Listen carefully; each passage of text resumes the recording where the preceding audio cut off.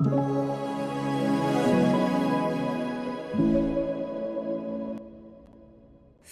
നമുക്കുള്ള മറ്റൊരു ഇമ്പോർട്ടൻ്റ് ആയിട്ടുള്ള ടോപ്പിക്കാണ് കേരള എക്കോണമി. നമുക്ക് കേരള എക്കോണമിയിൽ സിലബസ് നമുക്കൊന്ന് നോക്കാം.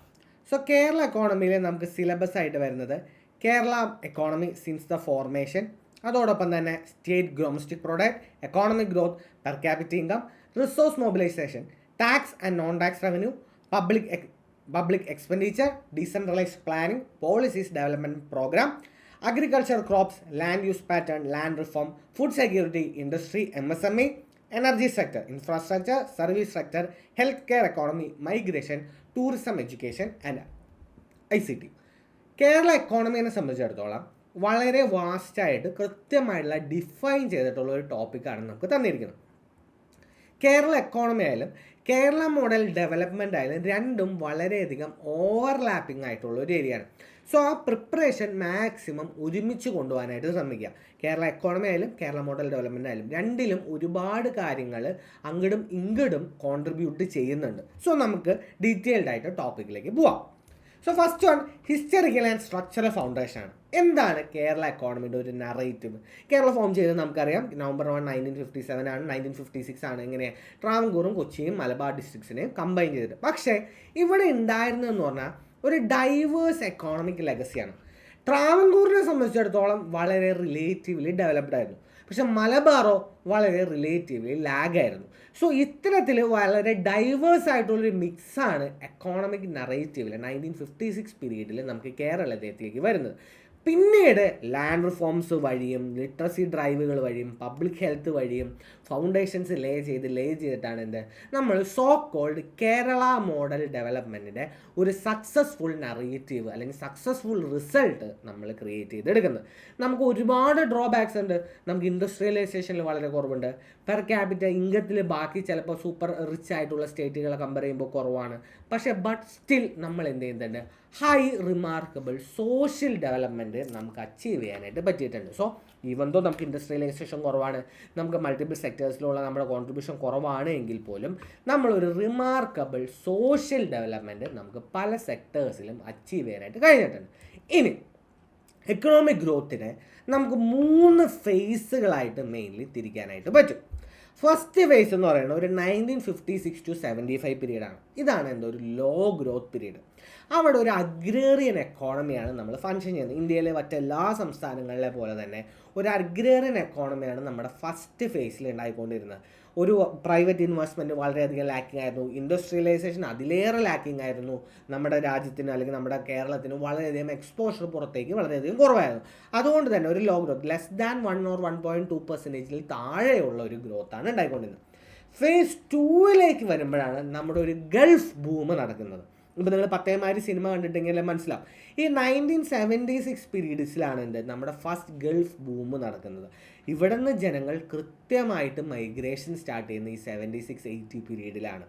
ഗൾഫിലേക്ക് മൈഗ്രേറ്റ് ചെയ്യുന്നു, റെമിറ്റൻസുകൾ വരാനായിട്ട് തുടങ്ങുന്നു. ഇവിടെ ഹൗസിങ്ങും സർവീസ് സെക്ടറുകളും ട്രാൻസ്ഫോം ചെയ്യാനായിട്ട് തുടങ്ങുന്നു. നമ്മളുടെ എക്കോണമി ഒരു പ്രൊഡക്ഷനിൽ നിന്ന് കൺസംഷൻ ബേസിലേക്ക് മാറുന്നു. അതായത് നമ്മൾ വസ്തുക്കൾ പ്രൊഡ്യൂസ് ചെയ്ത് വളരുക എന്നതിനേക്കാൾ കൂടുതൽ പുറത്ത് പോയിട്ട് പൈസ ഉണ്ടാക്കി ആ പൈസ നമ്മുടെ മാർക്കറ്റിൽ സ്പെൻഡ് ചെയ്ത് ഇവിടെ ഒരു കൺസംഷൻ മോഡൽ എക്കോണമി ഇവിടെ വളരാനായിട്ട് തുടങ്ങും. ഫേസ് 3ലേക്ക് വരുമ്പോൾ പോസ്റ്റ് 91 പീരീഡാണ്. 91 എന്തുണ്ടായത്? LPG റിഫോമാണ്. LPG എറയിൽ നമ്മൾ എന്ത് ചെയ്തു, ഒരു സർവീസ് ലെഡ് ഗ്രോത്ത്, ഒരു IT, ടൂറിസം, സർവീസസ്, എഡ്യൂക്കേഷൻ, ഈ സെക്ടറുകളെല്ലാം വളരെയധികം ബൂം ചെയ്യാനായിട്ട് തുടങ്ങി. ഇപ്പം ഇന്ന് ഇന്ത്യയുടെ സോഫ്റ്റ്വെയർ സെൻറ്റേഴ്സ് എടുത്തു കഴിഞ്ഞാൽ അതിൽ 1-2 എണ്ണം കേരളത്തിൽ നിൽക്കുന്നുണ്ട്. അതിൻ്റെ ഫേസ് വരുന്നത് ഈ ഫേസ് 3ക്ക് ശേഷമാണ്. 1991 പീരീഡിന് ശേഷം നമ്മളൊരു ലിബറലൈസേഷൻ എറയിലേക്ക് എത്തുകയാണ്.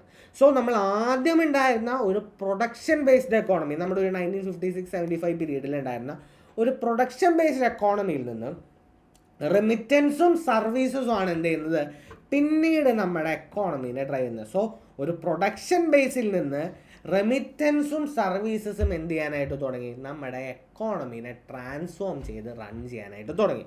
സോ അവർ economy shifted from a production based economy to a remittance and service based economy. ഇതാണ് നമ്മുടെ ഫേസസ് ഓഫ് എക്കണോമിക് ഗ്രോത്ത് ആയിട്ട് നമുക്ക് പറയാനായിട്ട് പറ്റുന്നത്. ഇനി നമ്മൾ കേരള മോഡൽ ഡെവലപ്മെൻറ്റ് എന്ന് പറഞ്ഞു. എന്താണിത്? ഈ പേര് കോയിൻ ചെയ്ത് KN രാജൻ അമർത്യ സെന്നാണ്. ഇവിടെ നമ്മൾ പ്രൊവൈഡ് ചെയ്യുന്നത് ഹ്യൂമൻ ഡെവലപ്മെൻറ്റിനാണ്. ഈവൺ ദോ നമ്മുടെ പെർ ക്യാപിറ്റ ഇൻകം കുറവാണ് എങ്കിൽ പോലും നമ്മളിവിടെ ഹൈലി ഫോക്കസ് ചെയ്യുന്നത് എന്തിനാണ്? Human development, high level of human development. Literacy ആയാലും ലൈഫ് എക്സ്പെക്റ്റൻസി ആയാലും ജെൻഡർ ഇക്വിറ്റി ആയാലും അതിലേക്ക് കൃത്യമായിട്ട് ഫോക്കസ് ചെയ്യുന്നു. ഈ ഹൈ ഫോക്കസ് കൊടുക്കുന്നതിനെയാണ് നമ്മളെന്ത് കേരള മോഡൽ ഡെവലപ്മെൻറ്റ് എന്ന് പറയുന്നത്. നമ്മുടെ പെർ ക്യാപിറ്റൽ ഇൻകം ഒരു പക്ഷേ ബാക്കി സംസ്ഥാനങ്ങൾ വെച്ച് നോക്കുമ്പോൾ അത്രയും ഹൈ ആയിട്ട് നമ്മൾ അച്ചീവ് ചെയ്യുന്നില്ലായിരിക്കാം. പക്ഷേ ഈ പെർ ക്യാപിറ്റ ഇൻകത്തിനെ നമ്മൾ ഓവർകം ചെയ്യുന്നത് ഈ ഹൈ ഹ്യൂമൻ ഡെവലപ്മെൻറ്റ് കൊണ്ടാണ്. അപ്പോൾ എന്താണ്? പബ്ലിക് പ്രൊവിഷനിങ് ഉണ്ടാവും, ഗ്രാസ് റൂട്ട് ഡെമോക്രസി ഉണ്ടാവും, റീഡിസ്ട്രിബ്യൂട്ടീവ് പോളിസീസ് ഉണ്ടാവും. നമ്മളെ ലാൻഡ് റിഫോമുകളെല്ലാം എന്താണ്? ഒരു റീഡിസ്ട്രിബ്യൂട്ടീവ് പോളിസിയാണ്. ഇത്തരത്തിലുള്ള പോളിസികളിൽ ഊന്നിക്കൊണ്ടാണ് എന്ത് ചെയ്യുന്നത്? നമ്മൾ ഈ കേരള മോഡൽ ഡെവലപ്മെൻറ്റ് നടത്തുന്നത്.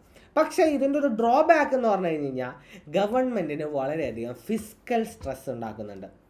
അതോടൊപ്പം തന്നെ എംപ്ലോയ്മെൻറ്റ് ജനറേഷൻ, ഇൻഡസ്ട്രീസ് അത്രയേറെ വളരുന്നില്ലല്ലോ. അതുകൊണ്ട് തന്നെ ഒരു ഇൻഡസ്ട്രീസ് ഇല്ലാത്തത് കൊണ്ട് തന്നെ എംപ്ലോയ്മെൻറ്റ് ജനറേഷൻ വളരെയധികം കുറവാകുന്നുണ്ട്. സോ ഗവൺമെൻറ്റിന് ഒരു ഫിസിക്കൽ സ്ട്രെസ്സും ഉണ്ടാകുന്നുണ്ട്, ഒരു ലോ എംപ്ലോയ്മെൻറ്റ് ജനറേഷൻ ഉണ്ട്. ഇതാണ് ഇതിൻ്റെ ക്രിറ്റിസിസംസ് ആയിട്ട് വരുന്നത്. ഓൺ ദ അതർ ഹാൻഡ് എന്തുണ്ട്? ഇക്വിറ്റിയും ഇൻക്ലൂഷനും ഉള്ളത് കൊണ്ട് തന്നെ ഗ്ലോബലി കേരള മോഡൽ ഡെവലപ്മെൻറ്റ് വളരെയധികം സ്ഥലത്ത് എന്ത് ചെയ്യപ്പെടുന്നുണ്ട്? പ്രൈസ് ചെയ്യപ്പെടുന്നുണ്ട്.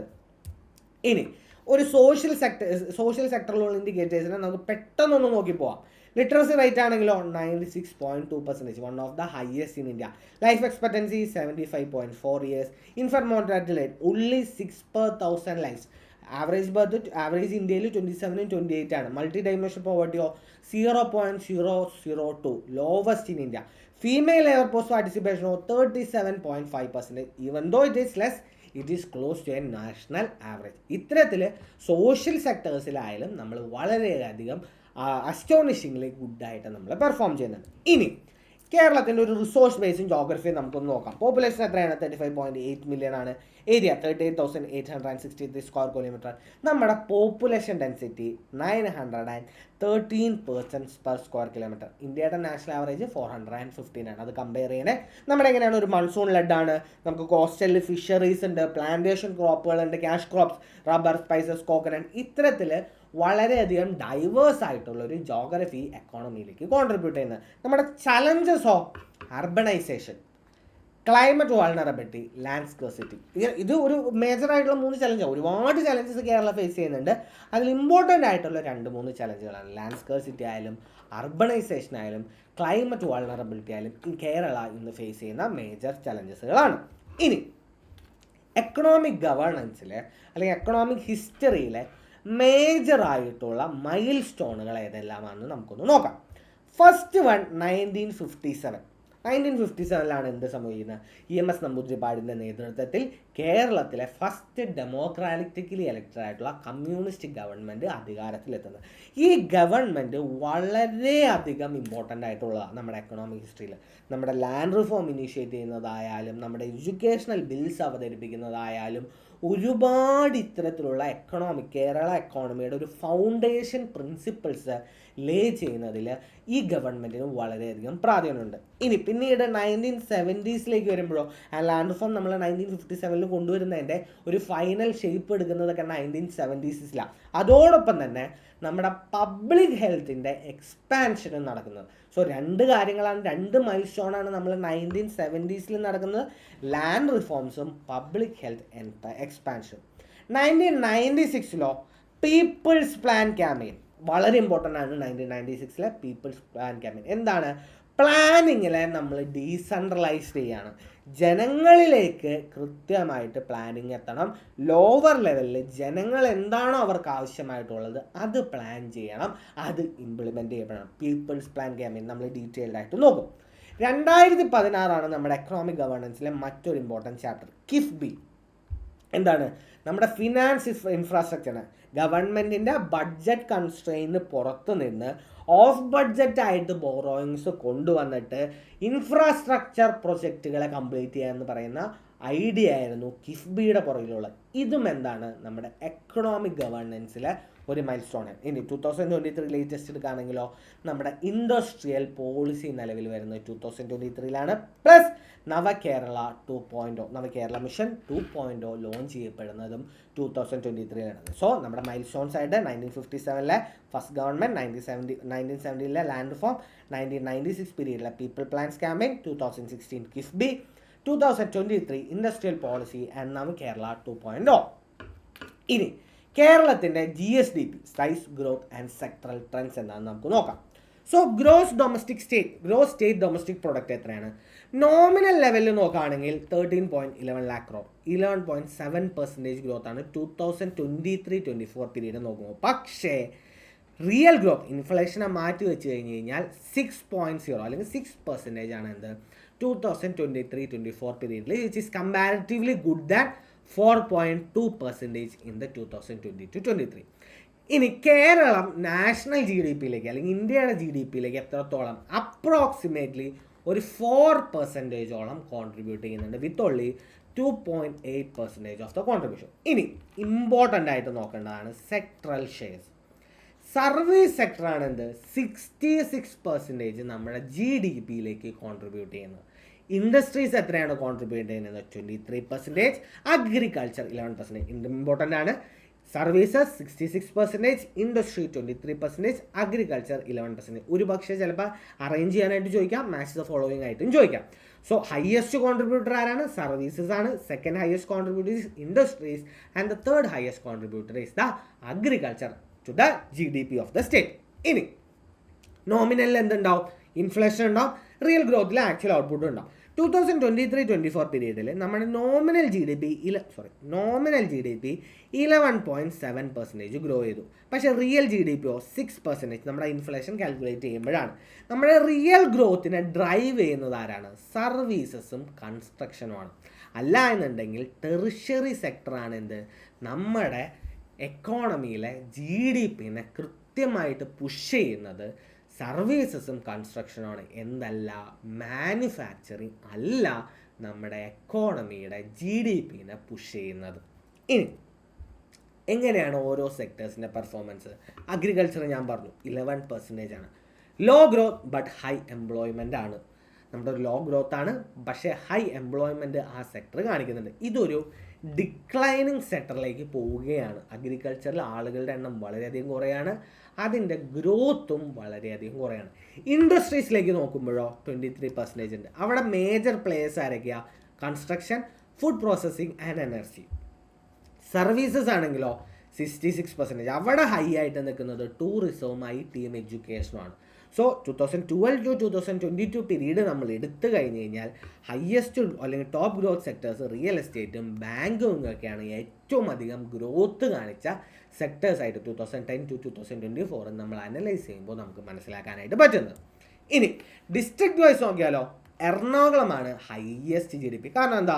ഇൻഫ്രാസ്ട്രക്ചർ, ഫിനാൻസ്, സ്പോർട്സ് ഇത്തരത്തിലുള്ള കാര്യങ്ങളിലെല്ലാം തന്നെ പോർട്സ് എല്ലാം തന്നെ ഏതാണ്? എറണാകുളമാണ്. ട്രിവാൻഡ്രം സ്ട്രോങ് ആയിട്ട് തന്നെ അതിൻ്റെ തൊട്ടുപുറകെ അല്ലെങ്കിൽ അതോടൊപ്പം തന്നെ നിൽക്കുന്നുണ്ട്. നോർത്തേൺ ഡിസ്ട്രിക്ട് വയനാട്, കാസർഗോഡ് എല്ലാം എന്താ? ഇൻഫ്രാസ്ട്രക്ചർ ഗ്യാപ്പുകൾ നേരിടുന്നുണ്ട്. അതുകൊണ്ട് തന്നെ സ്റ്റേറ്റിൻ്റെ അകത്ത് തന്നെ എന്തുണ്ട്? ഡിസ്ട്രിക്ട് വൈസ് വളരെയധികം വേരിയേഷൻസ് കാണാനായിട്ട് നമുക്ക് പറ്റുന്നുണ്ട്. ഒരേ സ്റ്റേറ്റിൻ്റെ അകത്ത് തന്നെ മൾട്ടിപ്പിൾ ലെവൽ ഓഫ് GDP അല്ലെങ്കിൽ multiple contributors, multiple variations of GDP നമുക്ക് കാണാനായിട്ട് പറ്റും. ഇനി കേരളേനെയും ഇന്ത്യനെ ഒന്ന് കമ്പയർ ചെയ്താലോ? കേരളയുടെ റിയൽ ഗ്രോത്ത് എത്രയായിരുന്നു? 4.8% ആയിരുന്നു. ഇന്ത്യസ് ആവറേജ് ഒരു 5.6% ആണ്. കേരളയുടെ ഗ്രോത്ത് കുറച്ചുകൂടി സ്റ്റേബിളാണ്, ലെസ് ഡൈനാമിക് ആണ്. വളരെ കുറച്ച് സെക്ടേഴ്സിൽ വളരെ സ്പെസിഫിക് ആയിട്ട് കോൺട്രിബ്യൂട്ട് ചെയ്യുന്ന വളരെ സ്പെസിഫിക് നീഷ് ഏരിയാസിലാണ് നമ്മുടെ ഗ്രോത്ത് വളരെയധികം നടക്കുന്നത്. നമ്മുടെ കൺസ്ട്രെയിൻസ് എന്തൊക്കെയാണ്? Ageing population, low industrial base, climate change. നമ്മൾ പറഞ്ഞു നമ്മളുടെ ഏജിങ് പോപ്പുലേഷൻ എന്ന് പറഞ്ഞാൽ എന്താ? ഒരു പോപ്പുലേഷനിലുള്ള വയസ്സായിട്ടുള്ള ആളുകളുടെ എണ്ണം കൂടി വരികയാണ്. യങ്ങർ ഏജ് ആയിട്ടുള്ള പോപ്പുലേഷൻ അല്ലെങ്കിൽ യങ് ഏജ് ആയിട്ടുള്ള ആളുകളുടെ എണ്ണം ആ പോപ്പുലേഷനിൽ കുറയാണ്. അതോടൊപ്പം തന്നെ ഇൻഡസ്ട്രിയൽ ബേസ്, നമ്മുടെ ഇൻഡസ്ട്രീസിൻ്റെ ഡൈവേഴ്സിഫിക്കേഷൻ എന്താണ്? വളരെ കുറവാണ്. നമുക്ക് വളരെ കുറച്ച് സെക്ടേഴ്സ് ഓഫ് ഇൻഡസ്ട്രീസ് മാത്രമേ ഉള്ളൂ. ഇൻഡസ്ട്രികളുടെ പ്രത്യേകത എന്താ? ഹൈ ജോബ്സ് അവർ പ്രൊവൈഡ് ചെയ്യും, നമ്പർ ഓഫ് ജോബ്സ് പ്രൊവൈഡ് ചെയ്യുന്നത് വളരെ കൂടുതലാണ്. ഇനി ക്ലൈമറ്റ് ഷോക്ക്, നമുക്ക് ഫ്ലഡ്സ് ഉണ്ട്, സൈക്ലോൺസ് ഉണ്ട്. അത് കൂടാതെ തന്നെ ക്ലൈമറ്റ് ചേഞ്ച് കൊണ്ടുണ്ടാകുന്ന പ്രശ്നങ്ങളും നമ്മളെ വളരെയധികം അഫക്റ്റ് ചെയ്യുന്നുണ്ട്. ഇനി സ്ട്രക്ചറൽ ചലഞ്ചസോ investment to GDP ratio only 23%. Investment to GDP ratio എന്താ? അതായത് എത്രത്തോളം ഇൻവെസ്റ്റ്മെൻറ്റ് നടക്കുമ്പോൾ എത്രത്തോളം നമ്മുടെ GDP കൂടുന്നുണ്ട്. അപ്പോൾ ഹൈ ഇൻവെസ്റ്റ്മെൻറ്റ് നടന്നാൽ അതിന് തത്തുല്യമായ രീതിയിൽ നമ്മുടെ GDP കൂടുന്നുണ്ടോ? നമുക്ക് ഇല്ല. നമ്മുടെ 23% മാത്രമേ ഇത് കാണിക്കുന്നുള്ളൂ, which is less than the national average. So നമ്മുടെ ഇൻവെസ്റ്റ്മെൻറ്റ് ടു GDP റേഷ്യോ എന്താണ്? ഉള്ളി 23% ആണ്, which is less than the national average. ഇനി അതോടൊപ്പം തന്നെ നമ്മുടെ FDI ഫോറിൻ ഡയറക്റ്റ് ഇൻവെസ്റ്റ്മെൻറ്റും വളരെ കുറവാണ്. ഒരു സ്റ്റേറ്റിനെ വെച്ച് നോക്കുമ്പോൾ മാനുഫാക്ചറിങ് ഷെയർസും കുറവാണ്, അതോടൊപ്പം തന്നെ നമ്മുടെ ഇൻഫ്ലോസ് ഫോറിൻ ഡയറക്റ്റ് ഇൻവെസ്റ്റ്മെൻറ്റ്സും വളരെയധികം കുറവാണ്. ലേബർ പ്രൊഡക്ടിവിറ്റിയും നമ്മുടെ ലോവറാണ് than the national average. Physical deficit which is 3.4% of the GSDP in 2024-25. അതുകൊണ്ട് തന്നെ നമ്മുടെ ക്യാപിറ്റലിന് വേണ്ടി നമുക്ക് ഇൻവെസ്റ്റ് ചെയ്യാൻ പറ്റുന്നത്, നമ്മുടെ ഫിസിക്കൽ ഡെഫിസിറ്റ് അത്രയും ഹൈ ആയതുകൊണ്ട് നമ്മുടെ ക്യാപിറ്റൽ എക്സ്പെൻഡിച്ചറിന് നമുക്ക് സ്പെൻഡ് ചെയ്യാൻ പറ്റുന്ന എമൗണ്ടും വളരെയധികം കുറവായിട്ട് വരുന്നുണ്ട്. ഇനി റവന്യൂ ഡെഫിസിറ്റ് 2024-25 2.1% ആണ്, marginally higher than the revised estimate of 2.09. C, എന്താണ് ഈ റവന്യൂ ഡെഫിസിറ്റ് കൂടിയുള്ള പ്രശ്നം? റവന്യൂ ഡെഫിസിറ്റ് കൂടി കഴിഞ്ഞാൽ നമ്മളുടെ ക്യാപിറ്റൽ എക്സ്പെൻഡിച്ചറിനുള്ള അല്ലെങ്കിൽ നമുക്ക് ടോട്ടലായിട്ട് കിട്ടുന്ന എമൗണ്ടിൽ നിന്ന് നമ്മൾ ടോട്ടൽ ഇത്ര ഫിസിക്കൽ ഡെഫിസിറ്റ് എടുക്കുകയാണ്. അതാണ് നമ്മൾ എന്ത് ചെയ്യുന്നത്? നമ്മുടെ ഫിസിക്കൽ ഡെഫിസിറ്റ് എന്ന് പറഞ്ഞു കഴിയുമ്പോൾ നമുക്കറിയാലോ, ബഡ്ജറ്റിലെ physical deficit, revenue account, current അക്കൗണ്ടൊക്കെ നമുക്കറിയാലോ.